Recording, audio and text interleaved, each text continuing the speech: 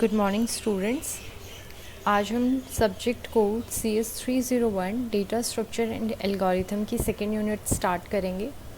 जैसा हमने first unit के अंदर डिस्कस किया है कि डेटा स्ट्रक्चर क्या होता है, कौन कौन से डिफरेंट टाइप के डेटा स्ट्रक्चर्स हैं, एल्गोरिथम क्या होती है, एल्गोरिथम को किस तरह से एनालाइज किया जाता है और उसकी कॉम्प्लेक्सिटी को कैसे डिटरमाइन करते हैं और उसको कैसे रिप्रेजेंट करते हैं।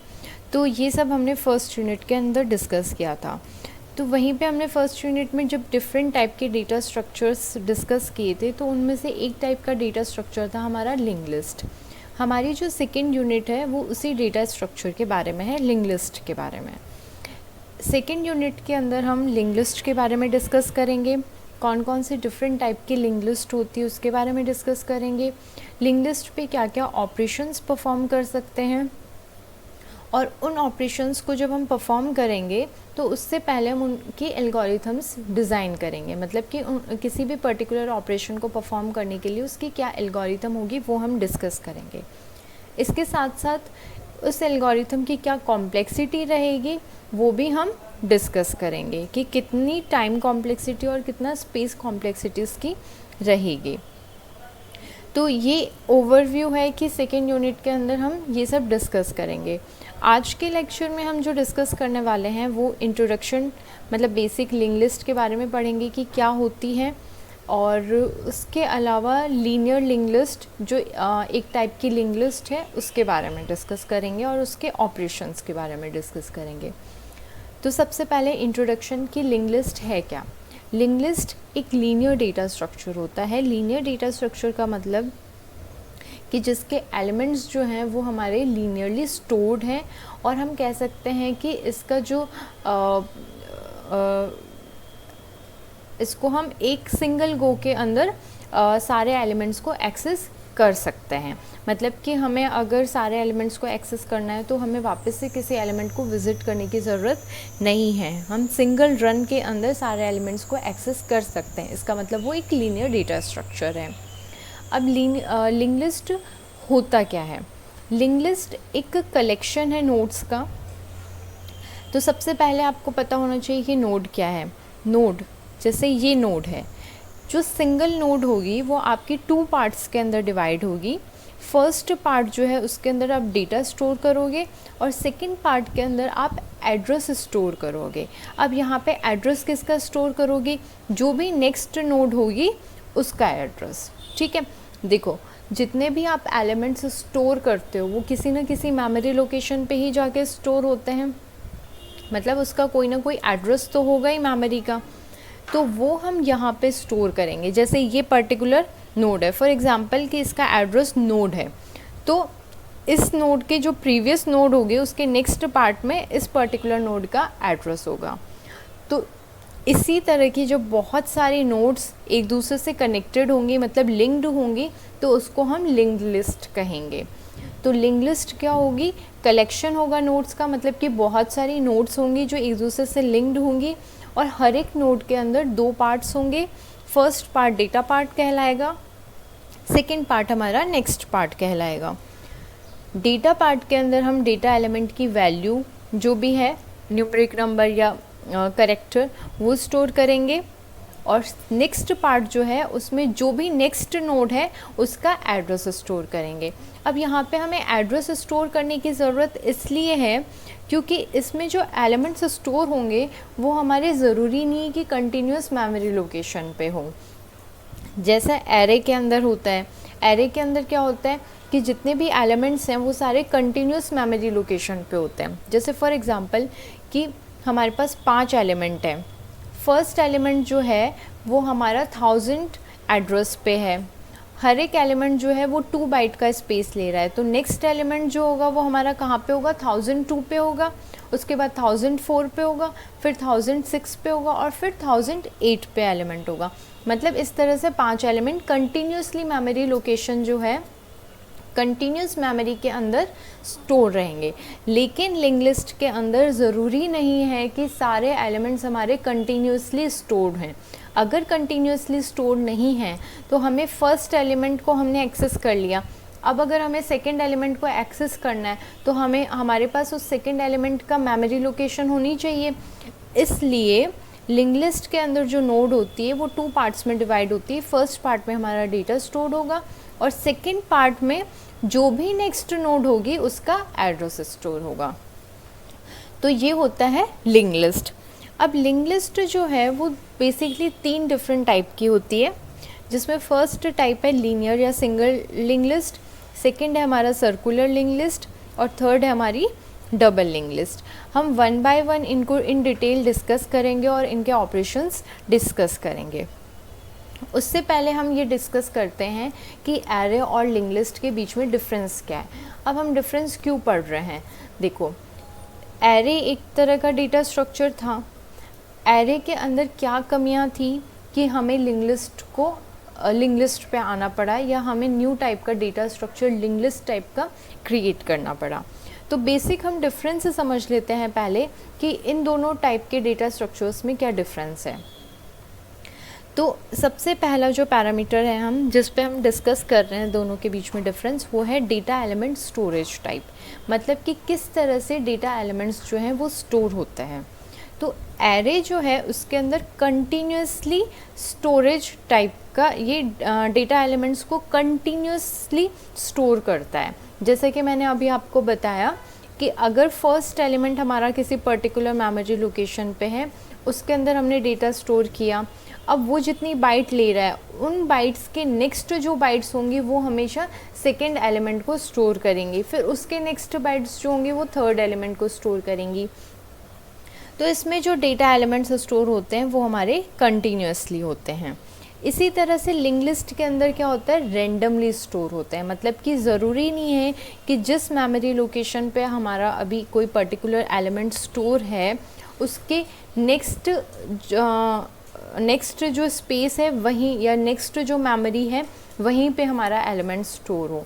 वो कहीं पे भी स्टोर हो सकता है, जहाँ पे भी फ्रीली मेमोरी अवेलेबल है वहाँ पे हम डेटा एलिमेंट्स को स्टोर किया जा सकता है या स्टोर होता है। सेकेंड जो पैरामीटर है वो है कि टाइप ऑफ डेटा एलिमेंट्स, कि एरे के अंदर जो डेटा एलिमेंट्स हैं वो हमारे सिमिलर टाइप के होते हैं और लिंक लिस्ट के अंदर अनऑर्डर्ड होते हैं। अब देखो यहाँ पे क्या है, एरे के अंदर क्यों ऐसा बोला गया है कि सिमिलर टाइप का होता है। देखो जब हम एरे क्रिएट करते हैं या एरे को यूज़ करते हैं तो हमें पहले से पता होना चाहिए कि कितना स्पेस या कितने एलिमेंट्स को ये स्टोर करेगा। क्यों ऐसा ज़रूरी है, क्योंकि जितने एलिमेंट्स को एरे स्टोर करेगा उतना स्पेस हमें मेमोरी के अंदर पहले से क्या करना पड़ेगा, ऑक्यूपाई करना पड़ेगा, क्योंकि एरे के एलिमेंट्स कंटिन्यूसली होने चाहिए। तो अगर 5 एलिमेंट्स हैं और वो इंटीजर टाइप के हैं, करेक्ट, तो एक जो एलिमेंट होगा वो कितना बाइट्स लेगा, 2 बाइट स्पेस लेगा मेमोरी के अंदर स्टोर होने के लिए। अगर 5 एलिमेंट्स हैं 2 बाइट्स के तो वो 10 बाइट को ऑक्यूपाई करेंगे। तो मेमोरी के अंदर जहाँ पे भी हमें 10 कंटिन्यूसली बाइट्स फ्री मिलेंगी वहाँ पे एरे हमारा क्रिएट होगा, राइट। अब इसके जो डेटा एलिमेंट्स हैं वो सिमिलर टाइप के इसलिए होने चाहिए क्योंकि जब हम प्रोग्राम बनाते हैं और जब कंपाइल होता है हमारा प्रोग्राम तो उसी टाइम पे क्या होता है कि स्पेस जो है वो ऑक्यूपाइड हो जाता है। अगर डिफरेंट टाइप के डेटा एलिमेंट्स होंगे, जैसे मान लो एक फ्लॉट है, एक इंटीजर है, एक करेक्टर है, तो इंटीजर तो 2 बाइट लेता है, फ्लॉट 4 बाइट लेता है, करेक्टर 1 बाइट लेता है, तो आप कितना स्पेस ऑक्यूपाई करवाओगे मेमोरी के अंदर कंटिन्यूसली, पहले से नहीं पता चलेगा। लेकिन जब एरे क्रिएट करते हो आपका, तो आपका कंपाइल टाइम पे ही मेमोरी जो है वो ऑक्यूपाई हो जाती है, मतलब मेमोरी उसकी सेलेक्ट हो जाती है और उसको रिजर्व कर दिया जाता है पर्टिकुलर एरे के लिए, जो भी नाम आपने एरे को दिया है उसके लिए। इसलिए जो टाइप होता है डेटा एलिमेंट्स जो होते हैं कि किस टाइप के होंगे, तो वो सारे सिमिलर टाइप के होंगे। आइदर वो सारे इंटीजर टाइप के होंगे या फिर वो सारे कैरेक्टर टाइप के होंगे या फिर वो सारे फ्लॉट टाइप के होंगे। लिंक लिस्ट के अंदर ज़रूरी नहीं है कि वो ऑर्डर्ड रहें। क्यों? क्योंकि हमें पहले से पता करने की ज़रूरत ही नहीं है कि हमें कितना स्पेस चाहिए। हमें जैसे रिक्वायरमेंट है वैसे उसके अकॉर्डिंग मेमोरी में जहाँ पे स्पेस फ्री अवेलेबल होगा वहाँ पे हमें मेमोरी एलोकेट हो जाएगी। क्योंकि हमें पहले से पता रखने की ज़रूरत ही नहीं है कि हमें कितने एलिमेंट्स चाहिए, क्योंकि सारे कंटिन्यूस लोकेशन पे नहीं होते हैं। तो जहाँ पे भी फ्री मेमोरी होगी वहाँ पे हमारा डेटा स्टोर हो जाएगा। इसलिए एरे के अंदर सिमिलर टाइप के डेटा एलिमेंट्स होते हैं और लिंक लिस्ट के अंदर अनऑर्डर्ड टाइप के होते हैं।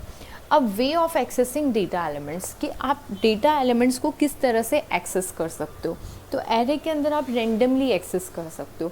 रैंडमली एक्सेस करने का मतलब ये है कि अगर आपको बेस एड्रेस पता है, बेस एड्रेस का मतलब है कि जैसे आपने एक एरे क्रिएट किया 5 साइज़ का, अब इसमें ये जो फर्स्ट एड्रेस है, फर्स्ट एलिमेंट का जो एड्रेस है वो आपका बेस एड्रेस होगा। अगर आपको वो पता है और आपको ये पता है कि किस टाइप के एलिमेंट्स स्टोर हैं, तो आप डायरेक्टली क्या कर सकते हो, किसी भी रैंडम एलिमेंट को, इस पर्टिकुलर एरे के एलिमेंट को रैंडमली सेलेक्ट कर सकते हो। ठीक है, जैसे फॉर एग्जांपल कि बेस एड्रेस आपको पता है 1000 है, ठीक है, और आपको 4th एलिमेंट को एक्सेस करना है। आपको पता है कि हर एक एलिमेंट जो है वो इंटीजर टाइप का है, इसका मतलब वो 2 बाइट्स लेगा, करेक्ट। तो आप क्या करोगे, बेस एड्रेस में ऐड करोगे, कौन से एलिमेंट को आपको एक्सेस करना है, 4th एलिमेंट को, तो आप 4 - 1 मल्टीप्लाई बाय 2 करोगे, ठीक है।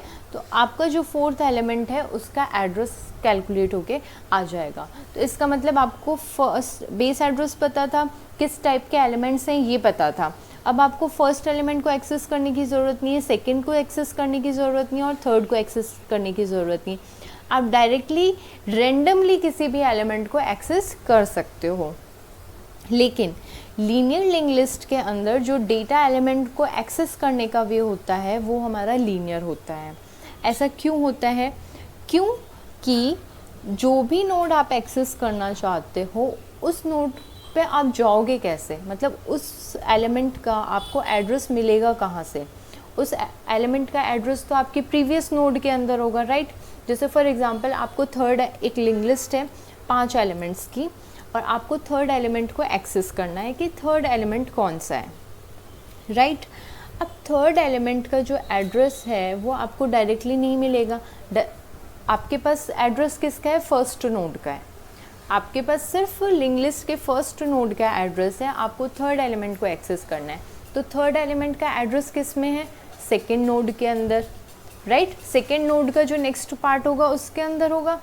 उसी तरह से सेकेंड नोड को आप कैसे एक्सेस करोगे, क्योंकि उसका एड्रेस तो फर्स्ट नोड के सेकेंड पार्ट में है, ठीक है। तो जब आप फर्स्ट नोड के सेकेंड पार्ट पे जाओगे फिर आप सेकेंड नोड के नेक्स्ट पार्ट पे जाओगे तो वहाँ से आपको थर्ड नोड का एड्रेस मिलेगा।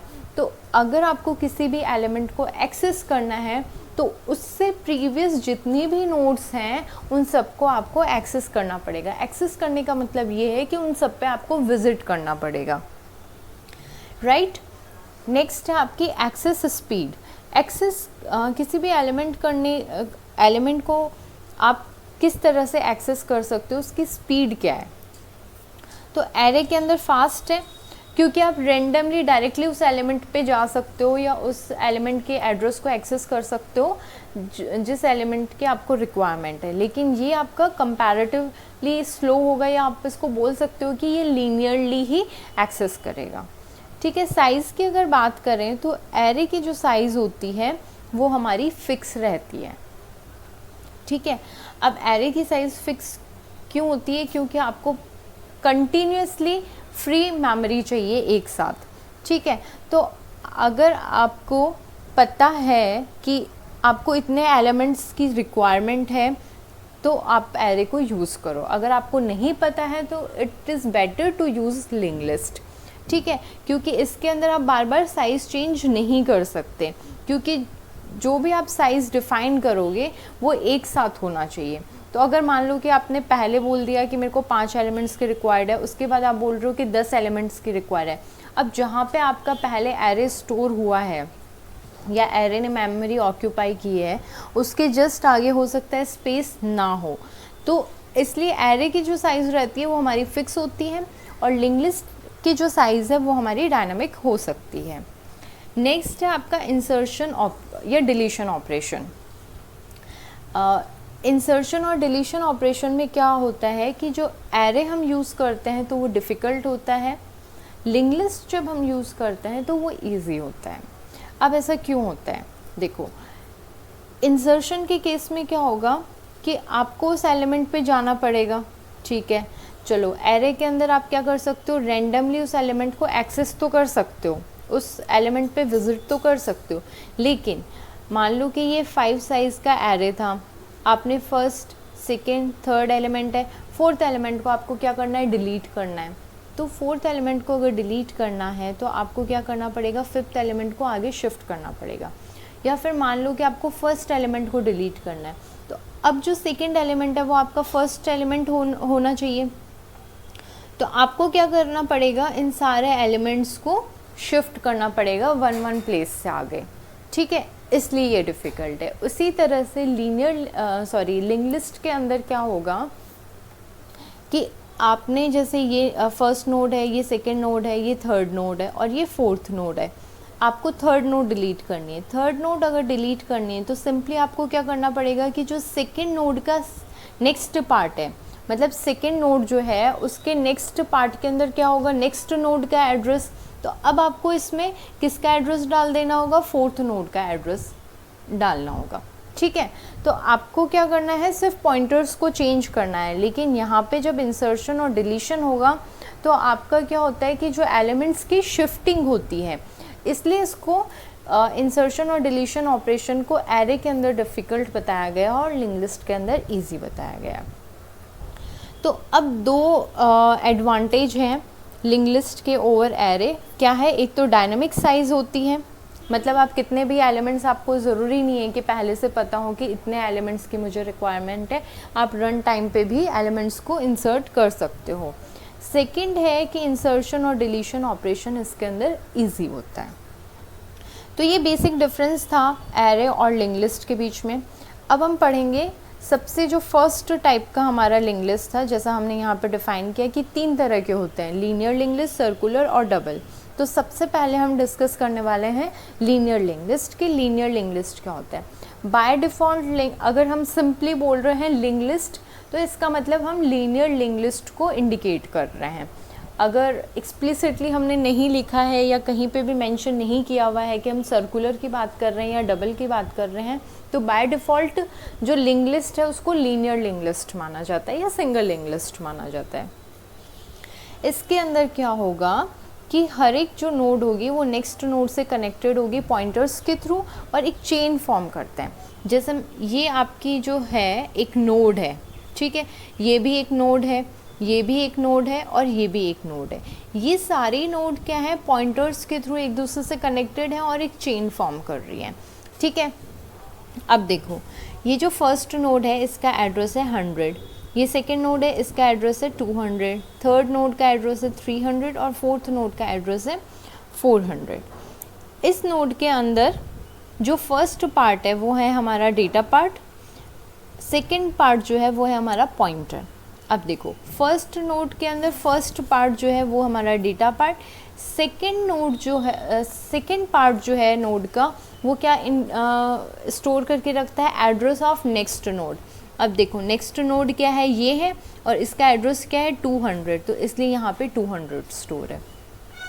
इसी तरह से सेकेंड नोड है, सेकेंड नोड का डेटा पार्ट ये हो गया और पॉइंटर पार्ट ये हो गया। अब ये क्या स्टोर करके रखेगा, नेक्स्ट नोड का एड्रेस। तो नेक्स्ट नोड कौन सी है, ये है और इसका एड्रेस 300 है, इसलिए 300 यहाँ पे स्टोर है।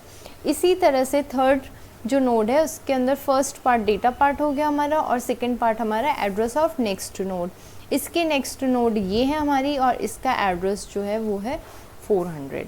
अब देखो, हमारे पास 4 ही नोड्स हैं, तो जो लास्ट नोड होगी उसका नेक्स्ट पार्ट किसको स्टोर करके रखेगा, तो जो लास्ट नोड होती है उसका जो नेक्स्ट पार्ट या पॉइंटर पार्ट होता है वो नल को स्टोर करके रखता है। इसका मतलब नल से हमें पता चल जाता है कि हम लास्ट नोड पे पहुंच गए हैं, इसके आगे कोई भी नोड नहीं है। तो हमने यही यहाँ पे मेंशन किया है, address of each node stored in next part of its preceding node. कि हर नोड का जो एड्रेस है वो इसके पहले वाली नोड के नेक्स्ट पार्ट में स्टोर होगा, और जो हेड होता है वो हमारा फर्स्ट नोड का एड्रेस स्टोर करता है। ठीक है, जैसे एरे के अंदर एक बेस एड्रेस होता है जो फर्स्ट एलिमेंट का एड्रेस होता है, उसी तरह से लिंक लिस्ट के अंदर हेड एक पॉइंटर होता है जो फर्स्ट नोड के एड्रेस को स्टोर करके रखेगा। तो यहाँ पे हेड की वैल्यू क्या होगी, हेड एक पॉइंटर है और उसकी वैल्यू क्या होगी 100। हेड को हमने पॉइंटर क्यों कहा है, पॉइंटर क्या होता है बेसिकली किसी वेरिएबल के एड्रेस को स्टोर करके रखता है। ठीक है, तो ये हमारा वेरिएबल है और इसका एड्रेस क्या है 100। तो हेड क्या कर रहा है, किसी वेरिएबल के एड्रेस को स्टोर कर रहा है, इसलिए ये पॉइंटर कहलाएगा। अब हम ऑपरेशंस देखते हैं कि लिंक लिस्ट पे हम क्या क्या ऑपरेशंस परफॉर्म कर सकते हैं। तो बेसिकली 3 तरह के ऑपरेशंस हम परफॉर्म कर सकते हैं। पहला है ट्रैवर्सिंग, दूसरा है इंसर्शन और थर्ड है डिलीशन। ट्रैवर्सिंग का मतलब होता है सारी नोड्स को विज़िट करना, मतलब 1 बाय 1 करके एक एक नोड को विज़िट करना। विज़िट करने का मतलब यह है कि फर्स्ट नोड पे हम गए, फिर सेकेंड नोड पे गए, फिर थर्ड नोड पे गए, फिर फोर्थ नोड पे गए, जब तक कि हम end of the link list नहीं पहुंच जाते, यानी कि लास्ट नोड पे नहीं पहुंच जाते, तब तक हम 1 बाय 1 सारी नोड्स को विज़िट करेंगे। इंसर्शन का मतलब है कि हमारे पास ये ऑलरेडी लिंक लिस्ट बनी हुई है, अब हमें एक नई नोड इंसर्ट करनी है। तो अब इसके ना 3 केसेस बनेंगे आपके। कौन कौन से, कि हो सकता है आपको फर्स्ट जो भी आप नई नोड इंसर्ट करना चाह रहे हो उसको फर्स्ट नोड बनाना चाहते हो सकता है आप जो नई नोड इंसर्ट कर रहे हो उसको लास्ट नोड बनाना चाहते हो, या फिर हो सकता है कि आप इन बिटवीन कहीं पे नोड को इंसर्ट करना चाहते हो। करेक्ट, तो इंसर्शन हमारा 3 डिफरेंट फेज में होगा। Insert a new node eight beginning of link list, की लिंक लिस्ट के शुरुआत में हमें नई नोड को इंसर्ट करना है, नई नोड को हमें लास्ट में इंसर्ट करना है, या फिर नई नोड को हमें कोई भी गिवन नोड है मतलब मिडिल में करना है, या फिर किसी गिवन नोड के बाद में करना है। ठीक है, इसी तरह से डिलीशन है। डिलीशन का मतलब होता है कि ऑलरेडी जो नोड्स एग्जिस्ट करती हैं उन नोड में से किसी नोड को डिलीट करना। अब नोड को कौन कौन सी को डिलीट कर सकते हो, आप फर्स्ट नोड को भी डिलीट कर सकते हो, आप लास्ट नोड को भी डिलीट कर सकते हो, या आप बीच में से किसी नोड को डिलीट कर सकते हो। करेक्ट, तो डिलीशन ऑपरेशन भी आपका 3 डिफरेंट फेज में होगा। Delete first node of link list, delete last node of link list, या delete a node from middle और give after a given node of link list. आपको दे रखा है कि जो नोड बी है उसके बाद वाली नोड को आपको डिलीट करना है, या फिर जो मिडिल नोड है उसको आपको डिलीट करना है, मतलब सी नोड को। सी नोड भी बोल सकते हो, या फिर आप बोल सकते हो कि फर्स्ट नोड नहीं है वो और लास्ट नोड नहीं है, वो सारे मिडिल नोड के केस में कंसिडर होंगी। तो इन तीनों जो हमने क्यों बताया है यहाँ पे कि इंसर्शन को आप 3 तरीके से कर सकते हो, क्योंकि इन तीनों की आपको डिफरेंट एल्गोरिथम मिलेगी। मतलब अगर आपको नई किसी नोड को अगर शुरुआत में इंसर्ट करना है तो उसकी एल्गोरिथम अलग होगी, एंड में ऐड करना है तो उसकी एल्गोरिथम अलग होगी, और अगर मिडिल में करना है तो उसकी एल्गोरिथम अलग होगी। ट्रैवर्सिंग के अंदर आपको सिंपली विज़िट करना है, इसलिए इसकी सिर्फ एक सिंपल एल्गोरिथम होगी। तो सबसे पहले हम ट्रैवर्सिंग के एल्गोरिथम को विज़िट करते हैं। ठीक है, एल्गोरिथम फॉर ट्रैवर्सिंग। तो इसके स्टेप्स क्या होंगे, देखो जैसा कि हमने बताया था कि जो फर्स्ट नोड है उसका एड्रेस हमारा किस में होता है, हेड के अंदर। हेड हमारा क्या है, एक पॉइंटर। अब मान लो कि हेड की वैल्यू हमारी नल है। ठीक है, हेड की वैल्यू नल है तो इसका मतलब क्या हुआ, लिंक लिस्ट एम्प्टी है, मतलब लिंक लिस्ट खाली है, कोई भी नोड नहीं है। जैसा कि हमने देखा था कि लास्ट नोड जो होती है उसके नेक्स्ट पार्ट में क्या रहता है, नल। इस नल से हम क्या समझते हैं कि इसके आगे कोई भी नोड नहीं है। करेक्ट, तो उसी तरह से अगर हेड की वैल्यू नल है तो इसका मतलब कि कोई भी नोड एग्जिस्ट नहीं करती है, हमारा लिंक लिस्ट जो है वो हमारा एम्प्टी है, खाली है। अगर ये कंडीशन नहीं होती है, ठीक है, अगर हेड जो है उसकी वैल्यू नल नहीं होती है तो इसका मतलब क्या है कि हमारी लिंक लिस्ट के अंदर नोड्स प्रेजेंट है, करेक्ट। तो अब हम एल्स पार्ट में जाएंगे। एल्स मतलब कि अगर ये कंडीशन नहीं है तो इसका मतलब उसमें नोड्स हैं। अगर नोड्स हैं तो हमें क्या करना है, हमने यहाँ पे एक पॉइंटर लिया है जिसकी वैल्यू हमने इनिशियलाइज की है हेड से। ऐसा हमने क्यों किया है हम आगे डिस्कस करेंगे। अब हमने क्या किया है, वाइल पॉइंटर का next not equals to null. देखो वाइल लूप क्या करता है कि जब तक ये कंडीशन ट्रू रहेगी, है ना, जब तक ये कंडीशन ट्रू रहेगी तब तक हमारा वाइल के जो ये हैं ब्रैकेट्स हैं, इसके अंदर जो भी डेटा होगा वो हमारा एग्जीक्यूट होता रहेगा, करेक्ट। तो हमने लिखा है वाइल पॉइंटर का next not equals to null. जब तक पॉइंटर का नेक्स्ट जो है वो नल नहीं आ जाता तब तक हमें इन दो स्टेटमेंट्स को एग्जीक्यूट करना है। पहला स्टेटमेंट हमारा क्या कहता है कि पॉइंटर के डेटा को प्रिंट करो। सेकंड कहता है कि पॉइंटर की वैल्यू जो है वो पॉइंटर के नेक्स्ट से चेंज कर दो। अब इसको हम एक बार समझते हैं इसके थ्रू। हमने क्या किया, पॉइंटर की वैल्यू ली, पॉइंटर इक्वल्स टू हमने क्या किया, हेड। तो अब हेड की इस टाइम पे यहाँ इस एग्जांपल के अंदर हेड की वैल्यू क्या है, 100 है, करेक्ट, क्योंकि हेड जो है वो फर्स्ट नोड के एड्रेस को स्टोर करता है। तो पॉइंटर की वैल्यू क्या आ जाएगी, जो हेड की वैल्यू है वही पॉइंटर की वैल्यू होगी, क्योंकि हमने फर्स्ट स्टेटमेंट लिखा है पॉइंटर इक्वल्स टू हेड, कि जो हेड की वैल्यू है वही हमारी पॉइंटर की वैल्यू हो जाएगी, राइट। तो पॉइंटर की वैल्यू हो गई 100। अब हमारा लूप स्टार्ट हुआ है। लूप क्या कहता है, वाइल पॉइंटर का next not equals to null, कि जब तक पॉइंटर के नेक्स्ट में नल नहीं आ जाता। देखो जब हम इस पर्टिकुलर पार्ट को एक्सेस करेंगे तो हम क्या बोलेंगे, पॉइंटर का डेटा, और जब हम इस पार्ट को एक्सेस करेंगे तो हम बोलेंगे पॉइंटर का नेक्स्ट। जैसे अभी ये हेड इसको इंडिकेट कर रहा है तो ये हेड का डेटा और ये हेड का नेक्स्ट पार्ट। इसी तरह से पॉइंटर इक्वल्स टू हमने हेड किया है तो अब पॉइंटर की वैल्यू क्या है, 100, तो 100 का डेटा और 100 का नेक्स्ट, करेक्ट। तो हमारी कंडीशन क्या थी कि पॉइंटर का next not equals to null. तो पॉइंटर क्या है, 100, क्या 100 का नेक्स्ट नल है, नहीं है। हमारी कंडीशन यही थी कि नल नहीं होना चाहिए, राइट, नल नहीं है। नल अगर नहीं है तो हमें क्या करना है, प्रिंट करना है पॉइंटर का डेटा और फिर पॉइंटर की वैल्यू को अपडेट करना है किससे, पॉइंटर के नेक्स्ट से। तो पॉइंटर का डेटा क्या हो गया, ए हो गया, तो हमारा ए प्रिंट हो जाएगा और पॉइंटर इक्वल्स टू पॉइंटर का नेक्स्ट, ठीक है। जैसे सिंपली हम असाइनमेंट जो इक्वल है आपका वो असाइनमेंट ऑपरेटर होता है। जैसे आपने पहले भी सी जो पढ़ी थी सेकेंड ईयर के अंदर उसमें भी देखा होगा प्रोग्राम्स बनाते हुए कि जैसे हमने लिखा है x equals to x plus 5, ठीक है, तो x की वैल्यू क्या हो गई, x प्लस 5 हो गई अब नई जो वैल्यू है, राइट। तो उसी तरह से पॉइंटर इक्वल्स टू पॉइंटर का नेक्स्ट, तो ये पॉइंटर है, पॉइंटर का नेक्स्ट क्या है 200, तो अब पॉइंटर की वैल्यू क्या हो गई 200। मतलब कि अब हम इसको इंडिकेट कर रहे हैं, हमारा पॉइंटर किसको इंडिकेट कर रहा है, इस पर्टिकुलर नोड को इंडिकेट कर रहा है। अगेन हमारा लूप चेक होगा कि पॉइंटर का next not equals to null, क्या पॉइंटर का नेक्स्ट नल के इक्वल तो नहीं है, नहीं है, कंडीशन ट्रू हो गई हमारी। कंडीशन ट्रू हो गई तो हम प्रिंट करेंगे पॉइंटर का डेटा। तो हमने यहाँ पे पॉइंटर का डेटा प्रिंट किया और पॉइंटर इक्वल्स टू पॉइंटर का नेक्स्ट। तो अब 200 जो है वो पॉइंटर है, पॉइंटर का नेक्स्ट कितना है 300, तो 300 हमें किस पे सेट करना है, पॉइंटर पे। तो अब पॉइंटर हमारा इस नोड को इंडिकेट कर रहा है।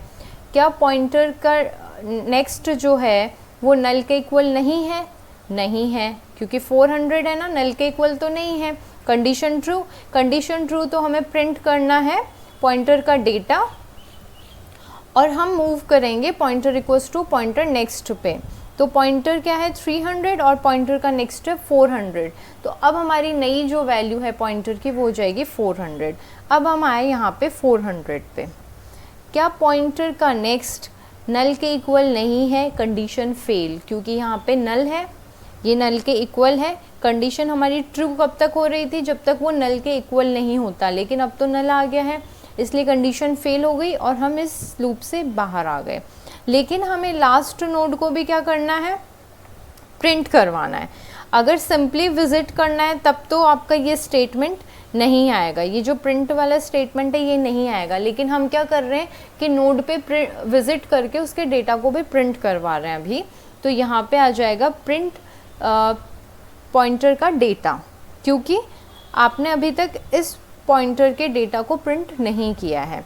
अगर आपको सिंपली ट्रैवर्स करना है, प्रिंट नहीं करना है, तो ये वाला स्टेटमेंट भी नहीं आएगा और ये स्टेटमेंट भी नहीं आएगा।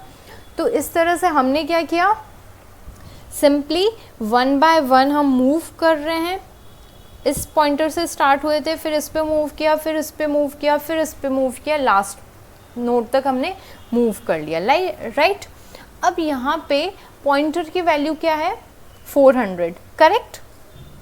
सी, हमने यहाँ पे जो फर्स्ट स्टेटमेंट लिखा था ptr इक्वल्स टू हेड, ठीक है, हमने एक नया पॉइंटर इसलिए लिया कि अगर हम पॉइंटर नहीं लेते तो हमें क्या करना पड़ता, हमें क्या करना पड़ता, हेड का next not equals to null करना पड़ता, और हर बार हम यहाँ पे क्या करते, हेड इक्वल्स टू हेड का नेक्स्ट। तो लास्ट तक यहाँ इस नोड तक आते आते हमारी हेड की वैल्यू क्या हो जाती, 400 हो जाती, अगर हम पॉइंटर यूज़ नहीं करते तो, सिंपली हेड यूज़ करते तो। लेकिन आपने इस प्रोग्राम के लिए तो कर लिया, लेकिन हेड की वैल्यू क्या हो गई, 4 हो गई।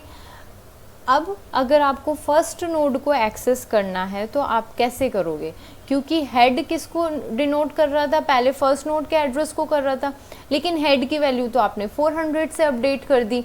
तो फर्स्ट नोड को हम एक्सेस कैसे करेंगे, हमारे पास कोई सॉल्यूशन नहीं है। इसलिए हम एक अलग पॉइंटर लेते हैं ताकि उसकी वैल्यू को वेरिएट कर सकें, हम उसकी वैल्यू में चेंजेस कर सकें, और फर्स्ट नोड को जो पॉइंटर इंडिकेट कर रहा है वो हमारा अनचेंज रहे, करेक्ट।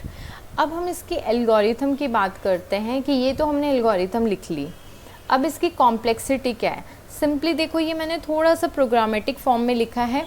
एल्गोरिथम का मतलब मैंने आपको बताया था कि जो भी स्टेप्स हैं, जो भी इंस्ट्रक्शंस हैं, उनको आप 1 बाय 1 करके लिखो, ठीक है। तो आप सिंपली, ज़रूरी नहीं है कि इसको प्रोग्राम की फॉर्म में ही लिखो। कुछ जो बातें इम्पॉर्टेंट है वो ये है कि वाइल लूप आपका सेम रहेगा, और ये जो आपके इंस्ट्रक्शंस हैं ये आपके सेम रहेंगे। बाकी आप सिंपली लिख सकते हो if head equals to null, that means link list is empty. ज़रूरी नहीं कि आपको 3 to 4 इंस्ट्रक्शंस में इसको लिखना हो, आपको सिंपल अपनी लैंग्वेज के अंदर लिखना है। तो एल्गोरिथम एक, मतलब ये सिंपल एल्गोरिथम है, पर इसको भी अलग अलग तरीके से लिखा जा सकता है। इम्पॉर्टेंट जो पॉइंट्स हैं वो ये हैं कि कंडीशन कौन सी लगेगी वो हमारी करेक्ट होनी चाहिए और वो एल्गोरिथम के अंदर आनी चाहिए, राइट। तो अब हम इसकी कॉम्प्लेक्सिटी की बात करें कि क्या कॉम्प्लेक्सिटी रहेगी। तो देखो, हम क्या कर रहे हैं, फर्स्ट नोड से मूव कर रहे हैं, ठीक है, कहाँ तक जा रहे हैं, लास्ट नोड तक। अगर हमारी लिंक लिस्ट के अंदर 4 नोड हैं तो हमारा लूप कितनी बार चलेगा, 4 बार चलेगा। अगर 10 नोड हैं तो 10 बार चलेगा, 15 नोड हैं तो 15 बार चलेगा। दैट मीन्स कि जो नंबर्स हैं वो वेरिएंट होते रहेंगे। तो इसकी कॉम्प्लेक्सिटी होगी हमारी ऑर्डर ऑफ n या बिग O ऑफ n, कि मैक्सिमम आप हर एक नोड को विजिट कर रहे हो तो n नंबर ऑफ नोड्स, यहाँ पे अगर मैं बोलती हूँ order big O of n, तो इसका मतलब ये है कि n नंबर ऑफ नोड्स आपकी हैं, तो n आपकी टाइम कॉम्प्लेक्सिटी होगी। अब n की वैल्यू कुछ भी हो सकती है, 10 है तो इसका मतलब आपको 10 टाइम्स लग रहा है, मतलब 1 यूनिट ऑफ टाइम सब में लग रहा है, राइट। इसलिए हम हमेशा n की फॉर्म में लिखेंगे, क्योंकि नंबर्स तो कितने भी हो सकते हैं, राइट। इसलिए इसकी जो कॉम्प्लेक्सिटी है वो हमारी होगी बिग O ऑफ n। तो आज के लेक्चर में हम इतना ही डिस्कस करेंगे। नेक्स्ट लेक्चर के अंदर हम डिस्कस करेंगे कि डेटा स्ट्रक्चर के अंदर जब हमें इंसर्शन ऑपरेशन परफॉर्म करना हो, अगर लीनियर लिंक लिस्ट के अंदर हमें इंसर्शन ऑपरेशन परफॉर्म करना हो तो वो हम किस तरह से कर सकते हैं। 3 डिफरेंट वेज जो हैं इसके वो हम डिस्कस करेंगे और इसकी एल्गोरिथम डिस्कस करेंगे। Thank you.